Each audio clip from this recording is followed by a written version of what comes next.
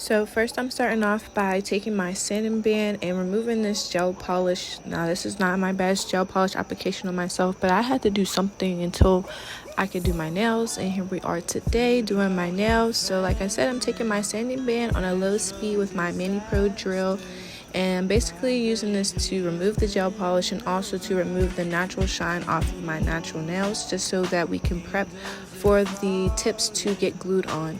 Angels be calling, none of that could ever make me leave, yeah. Every time I look into your eyes, I see it. You're all I need. Every time I get a bit inside, I feel it.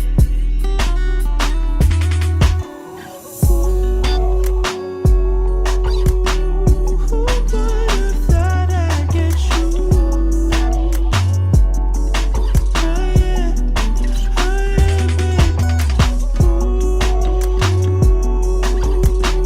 Who would have thought I'd get you? And today I'm using my Honey Fan tips with the KDS glue, and I'm just going to be making sure that the tip is fitting sidewall to sidewall, and then I'm just going to be gluing it on straight. And to ensure that you're gluing it on straight, you want to line it up with your knuckle. So you want to make sure that down the middle that it is straight, lined up with your knuckle and the tip. And that is the easiest way to actually glue on tips, especially on yourself. As you can see, the tips are on straight, and you just want to apply the glue to the tip of the nail and then press it downward and make sure it sticks. And now that the tips are glued on, I'm taking some straight cut scissors and just cutting straight across to make sure that all of my nails are the same length. And today I'm cutting them here, and this is going to be a stiletto shaped nail. Come around, somebody just build you up. And again, using those same scissors, this is going to save you so much time just by cutting this down like this. You want to make sure you're cutting the size of the nails, both sides, as even as you can make them. But doing it on yourself is a little bit hard, I ain't gonna lie, but it is what it is. But this will definitely save you time with shaping. And also, if you had like stiletto tipped actual nails, then that would really save you time. But here you see me, I'm just going to be filing the sides of the nails, making sure that the nail is very, very pointy. Just want to line it up with your sidewall and then also with the tip. And then also I flip them this way just to make sure that they're really, really pointy. And then also when you're applying the acrylic, you can go back into the shape if you can't really get it super crisp at this step, because it is harder when they're especially doing it on yourself.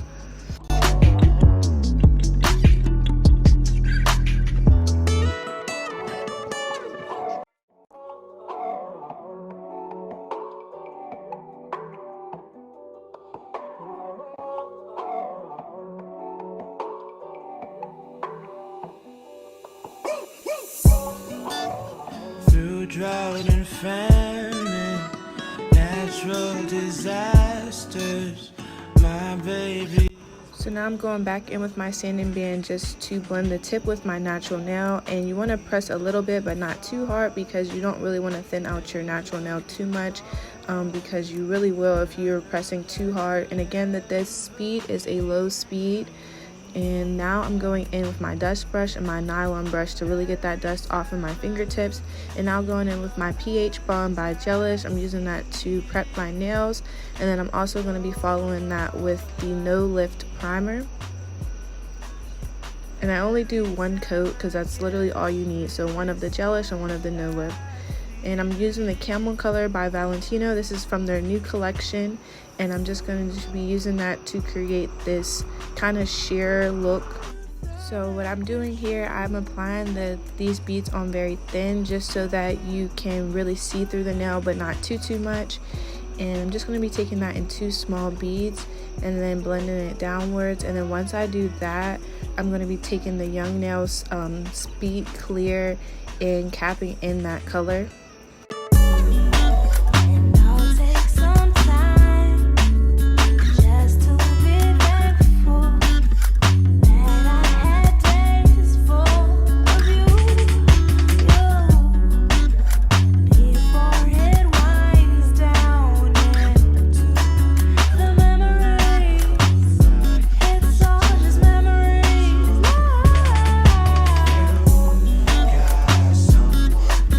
And you want to make sure you're looking at the nail from all angles to make sure you don't have any lumps or bumps. So right there, I feel like I needed another bead there. And you can always go back in if you need to. But for my next nail, we're going to be doing a kind of backwards ombre. So the color is going to be at the top and then the clear is going to be at the bottom of the nail. So with the first bead, you want to make sure you blend it downward as smoothly as possibly, and you can see here it's kind of creating that ombre effect already, but I am going to add one more bead to make sure that you really see that the brown is at the top. You just want to make sure you're tapping it into that cuticle area to make sure that it is flush with the cuticles. And then again, like I said, I'm going to go in with that clear bead so that we get that nice ombre effect. And this, I'm just going to be using that to cap the bead and then also to be used as the ombre effect as well.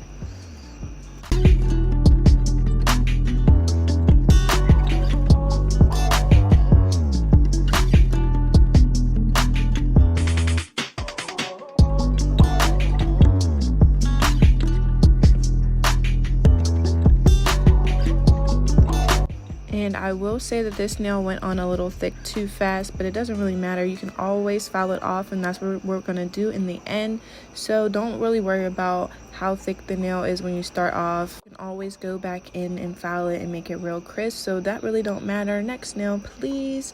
And like I said, we're going to be looking at the side just to make sure that we don't have any lumps. Whether it's thick or not, you want to make sure that that nail is even to start off with, so that when you are filing, it is an even file. And my next nail is also going to be an ombre nail with that camel color once again.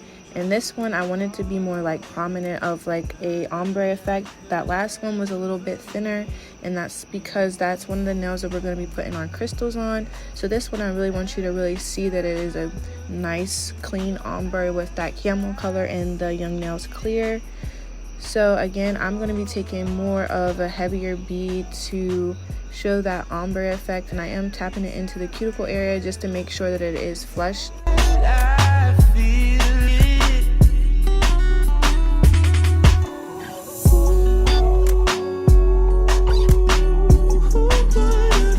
So with the young nails clear, this is the speed clear, so that bead was actually too dry. I waited too long to apply it, so I'm going to pick up another one. This time I'm not drying it out, and I am just going to be following it really fastly with my brush because it was wet, but I kind of liked it when it was wetter than drying it out for this part actually, because it helps me to really blend it for the ombre effect once again. But you do want to bring it all the way down to the tip, and then you can see right here that there is a dip in the nail, so I am going to go back in with that clear to fill in that gap.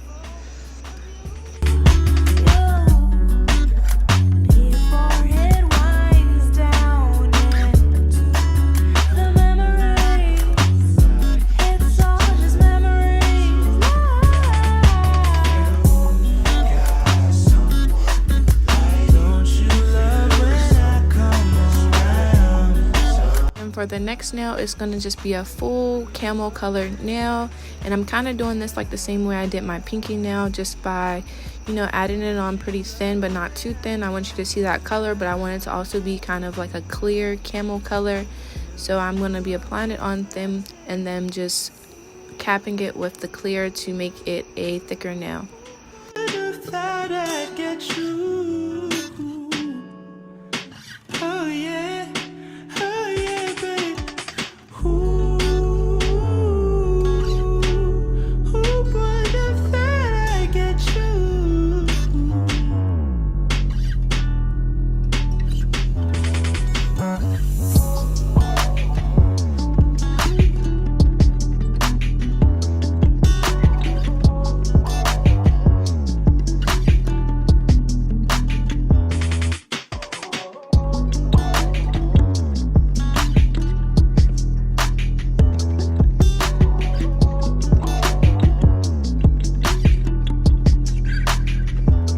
Now I'm going in with that camel color again on my thumb. I'm going to be tapping it into the cuticle area, making sure it's flush, and then blending it downward to create a nice ombre effect.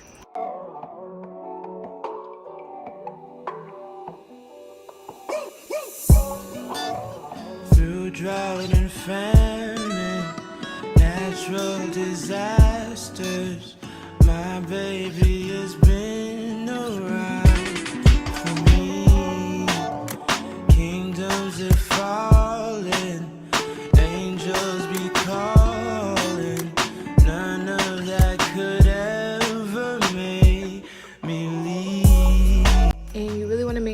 tap in the sides of your nails so you're not messing up the shape that you started in the beginning, but you are going to also crispen it up when you file. But you just want to make sure when you're doing your application that you're like keeping that shape together as you're applying, because you can lose shape very easily when applying acrylic.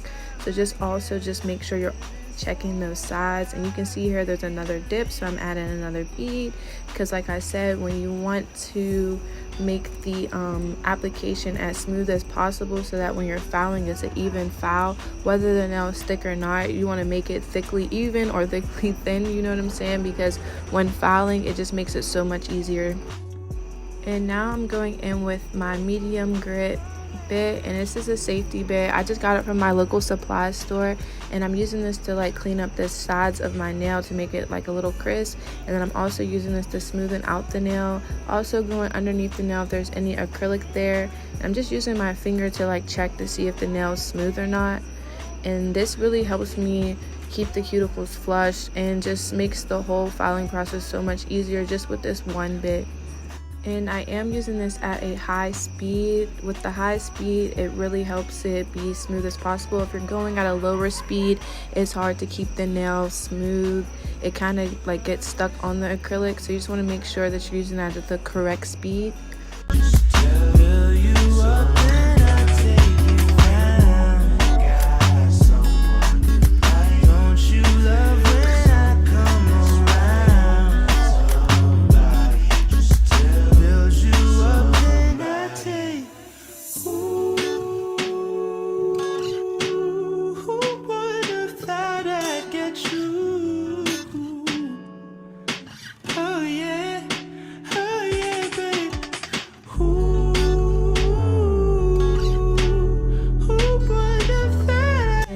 In with this cuticle bit, this really helps to make sure that there's no flooding. If there is flooding, this is really gonna like clean up that extra bit of acrylic. As you can see, there was a little bit there, and this just really ensures that your nails are going to really last long because there's not going to be any buildup anywhere. And now I'm going in with the 80 grit file to really clean up those sides of the nail to make them really sharp. Like, we need to make some dangerous weapons out here. And now I'm going in with the Flash Gel by Sugar and Cream, and this is just going to go on this one finger because this is where our junk nail is going to go. And with the Flash Gel, it really flashes, like it's real flashy. So with this, it's really going to help with the crystals to really bling. And I'm using Valentinos diamond gel, and I'm just going to be using Koopa's top coat to smoothen out the diamond gel and to also use it as a top coat. And I'm just going to be adding the placement of my crystals and gems. So for my middle finger, I'm putting a K for Kamaya. You already know what's up. And I'm using that same diamond gel on that finger after I cured the polish, of course. And I cured it for 60 seconds. And I'm just going to be applying that diamond gel all over the entire nail. And also, when you're applying top coat, you want to make sure you're cleaning up the sides because it will mess up your shape once again. And I'm just going to be adding crystals in whatever placement that I feel. I did not like those ones, so I took those ones off and added these other ones because I felt like they matched way more and they popped out way more. So I'm just going to be adding them to shape the nail. Like you can see, I put one at the tip, and then I'm adding 2 more here. And then I'm going to be filling in those gaps with just regular AB crystals.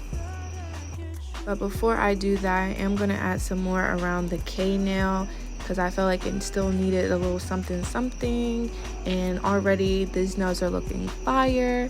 But like I said before, I'm going to be adding those crystals in between the gaps to make those nails pop.